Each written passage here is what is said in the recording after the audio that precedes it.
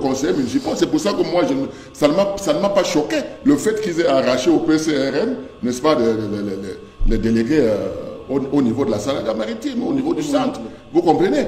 Donc, ce sont des intimidations, ce sont des choses qui ne s'adressent pas seulement aux opposants, mais ils intimident leurs propres militants. Et qu'est-ce qu'il faut pour changer la donne? Alors, pour changer la donne, pour espérer avoir une élection, un processus apaisé? Il faut tout simplement que Eleka comprenne qu'il y a trop de choses à reprocher et ils se réfugient derrière la loi.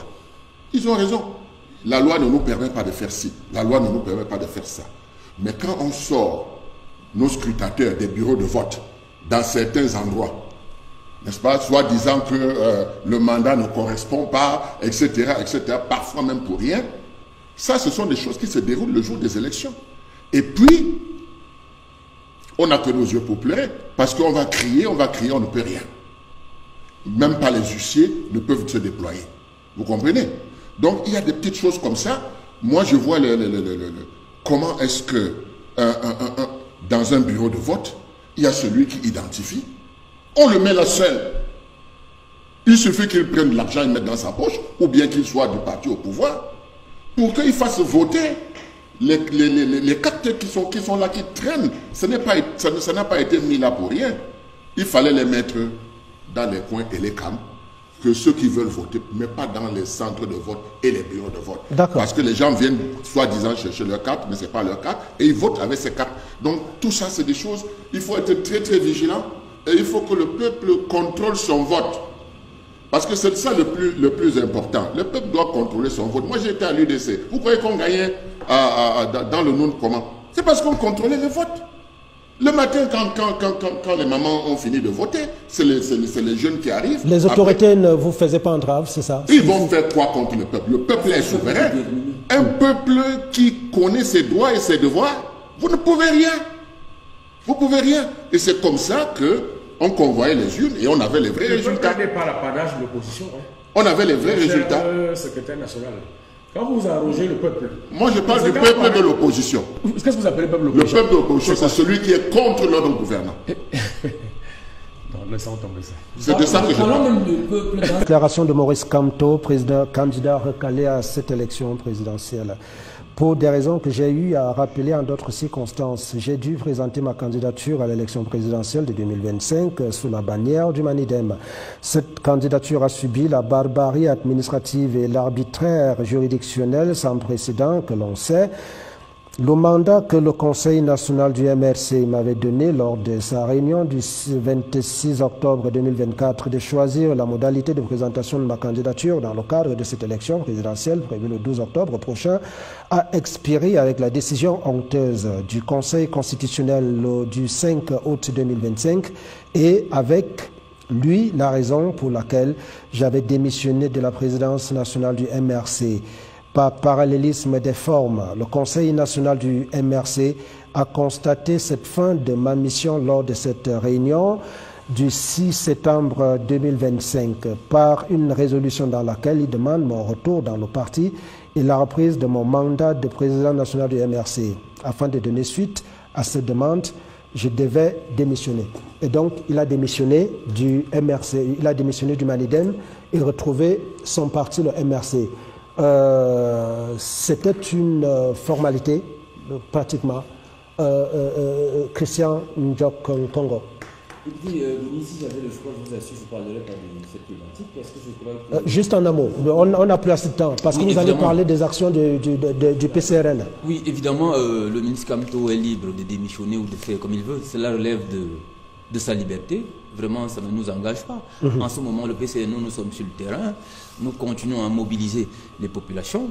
Vous avez vu le discours performatif de notre président. Ok, je vous donnerai donc la parole pour parler, pour ressortir avec les... Je voulais chuter évidemment pour vous dire que j'attendais qu'on parle là, par exemple, qu'on inscriva, n'est-ce pas, une telle problématique à l'ordre du jour, et ce serait toute thèse qu'on serait en train de parler. Vraiment, j'insiste encore que le ministre Kamto est libre.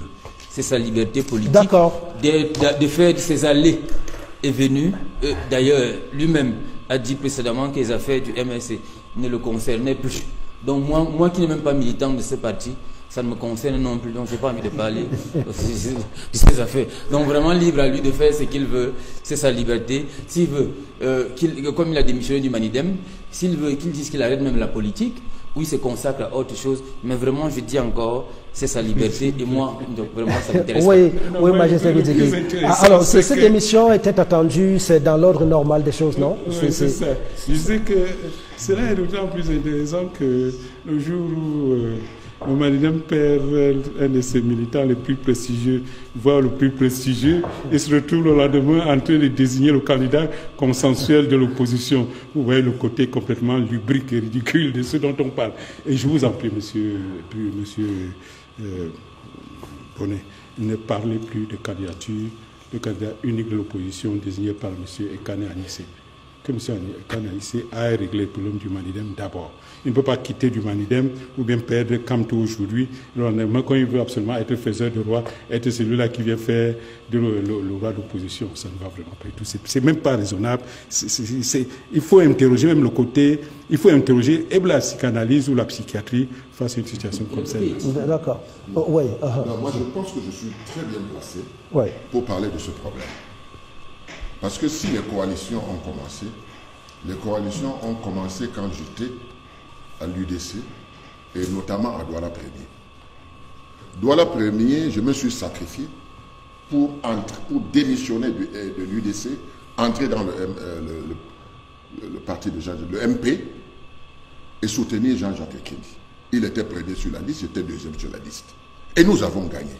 Sauf que on a restreint nos voix pour laisser juste Jean-Jacques Ekindi passer. Mais moi, je ne suis pas rancunier ou je ne suis pas... Vous comprenez? Moi, je ne m'accroche pas aux choses. L'essentiel, c'était de montrer qu'une coalition peut être gagnante. Et Jean-Jacques Ekindi s'est retrouvé à l'Assemblée nationale. Mais posez-vous la question par la suite. Qu'est-ce qui s'est passé? Quand on a délié cette coalition et que M.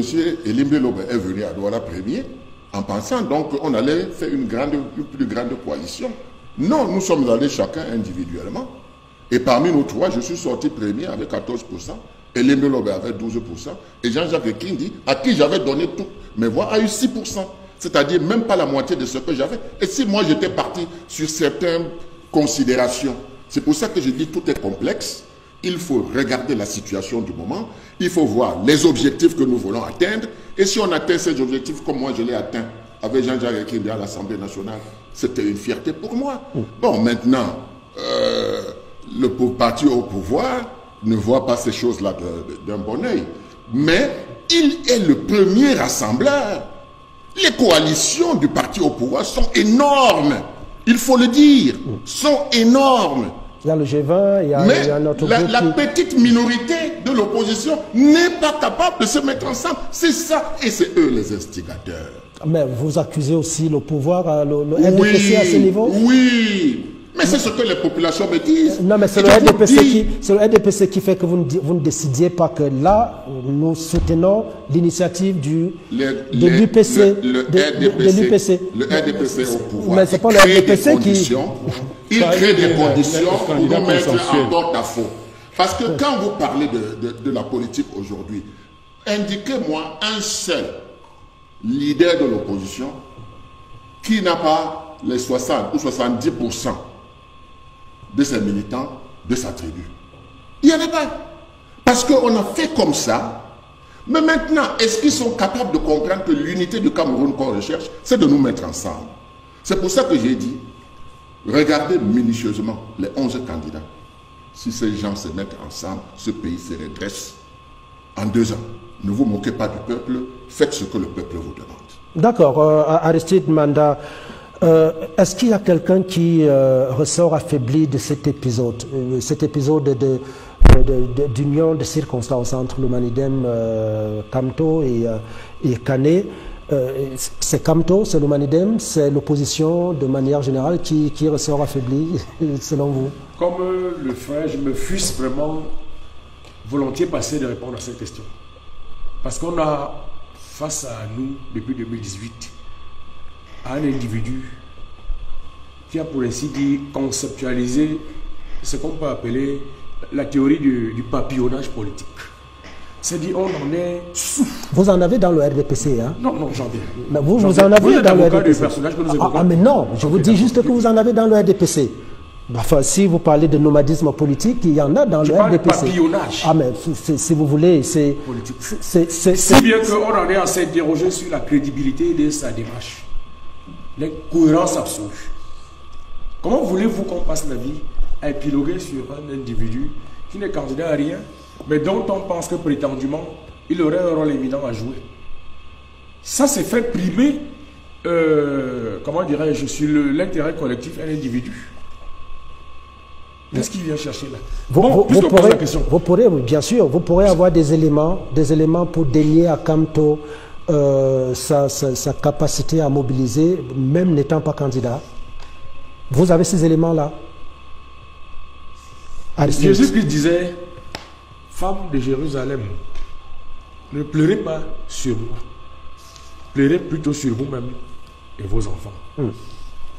Cette capacité prétendue, quelle en est la portée, quel en est l'impact réel par rapport à lui-même, pour s'imaginer un don, ça peut qu'elle soit de nature à modifier substantiellement l'esprit du vote.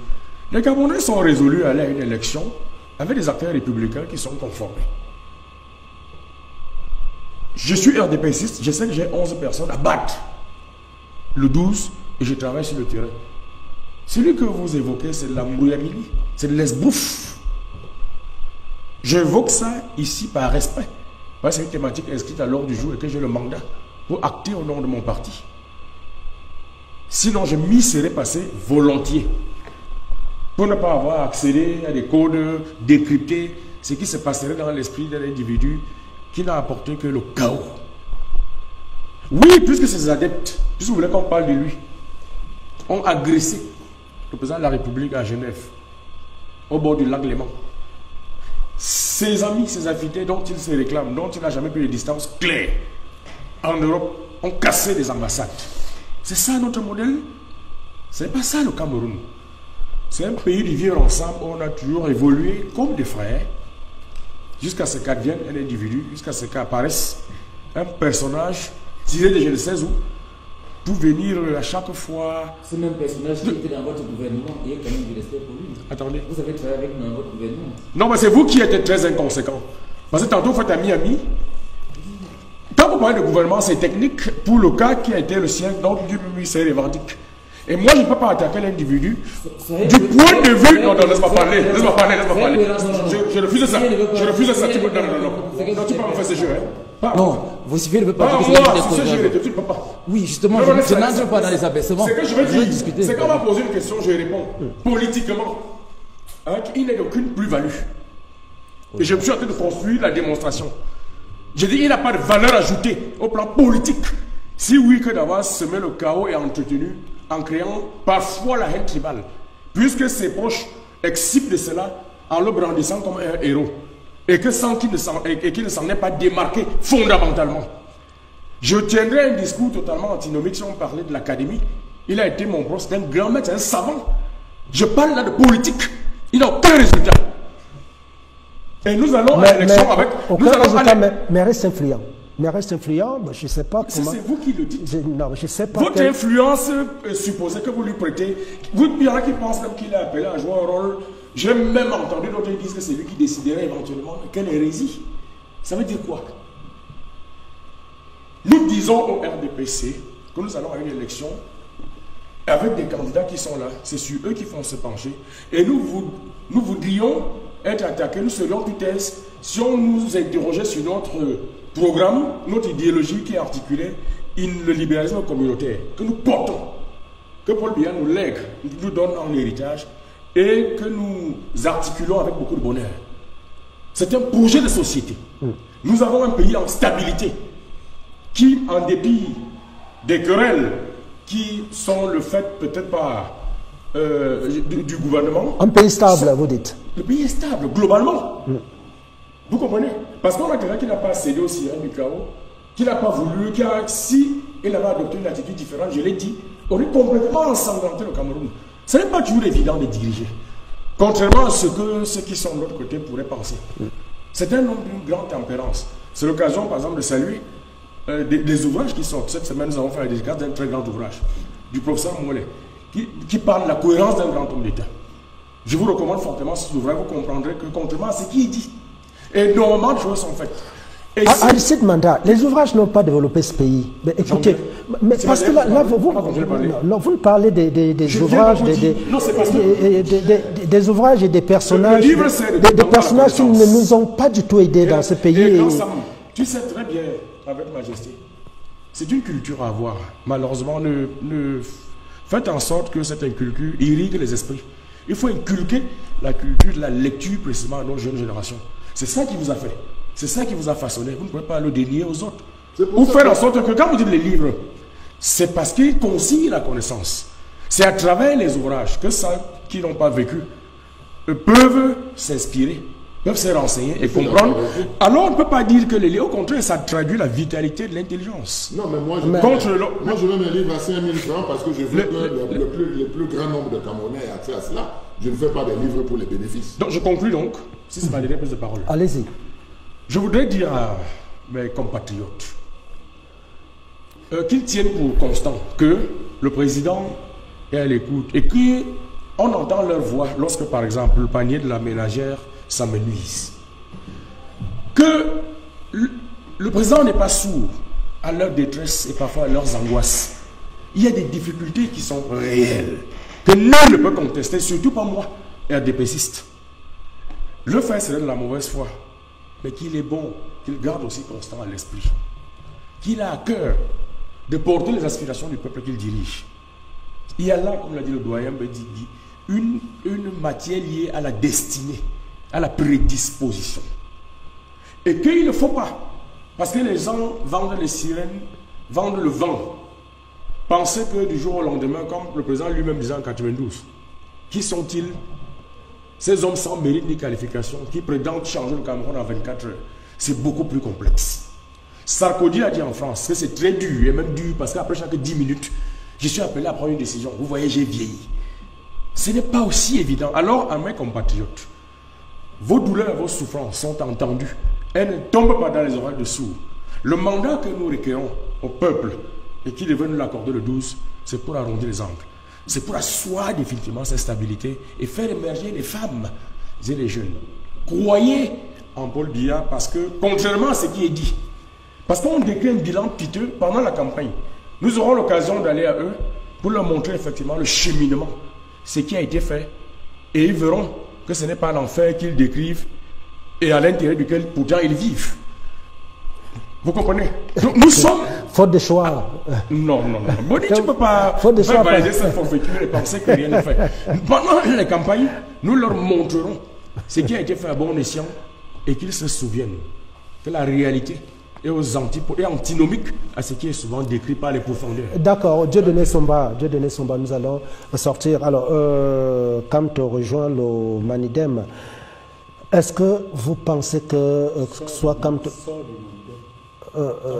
sort du Manidem et retrouve son parti d'origine, le MRC, il y a quelqu'un qui pourrait ressortir affaibli de cette opération? Ou plutôt grandi? Le Manidem, par exemple, pour avoir accueilli Kamto, pourrait peut-être tirer les dividendes, le profit de cette cohabitation. C'était cousu de fil blanc. Est-ce que tout le monde voyait ça? Est-ce qu'il n'y a eu aucune modification structurelle dans le positionnement des uns et des autres? Il était question que Kamto essaie de se conformer à la loi pour être candidat aux élections. C'était clair. Moi, je ne vois même pas là où est le problème. Je pense tout simplement que la seule victime dans cette histoire-là, c'est Mota. Parce que Mota, qui est le président par intérim, c'est comme on lui disait que qu'est-ce que la cuisse des grenouilles vient faire dans la marmite des cuisses des poulets. Bon, maintenant, pour le reste, moi je pense que c'est la diversion. Nous sommes à quelques jours 28. Oui, des élections, il faut faire les programmes. Il faut débattre sur les programmes. Nous devons ressembler à un pays normal qui débat sur les programmes, sur la base des grandes problématiques. Je voudrais également dire, notamment, moi j'ai lu le livre de Cabral Libby, ce que j'ai vu manifeste de la rupture et du progrès, ce n'est pas un programme, c'est une philosophie, et cette philosophie, je l'ai beaucoup appréciée. J'ai également lu quelques prospectus, mais un programme, pour que moi j'en parle, il est important que je débatte avec les services techniques du parti. C'est ce qu'il faudrait aller lui dire. Je ne peux pas venir parler d'un programme sur lequel je n'ai pas encore débattu, comme je le fais avec le programme de Joshua Oussi. D'accord, Majesté Bedigui. Moi, je voulais juste dire quelque chose par rapport à ça. J'ai présenté ici aux téléspectateurs les 2 ouvrages qui constituent le programme du PAL. Je les ai présentés ici, qui portent, dont l'objectif est de mener le Cameroun à l'émergence dans 10 ans. Alors en fait, des programmes, nous en avons un qui est préparé et qui est à votre disposition. Maintenant, on ne peut pas, comme ça, là, dans une communication politique, mettre à la disposition des Camerounais 600 pages de lecture. Non, certainement pas. Le dépliant est juste un résumé de ces deux ouvrages-là. Et là-dessus, le programme permet de ressortir les 3, 4, 5 points saillants sur lesquels nous voulons attirer l'attention de l'opinion. Oui, s'il vous plaît. Une postule sur l'accord substitution que vous critiquez de la part du régime, du régime d'Ibia. Vous promouvez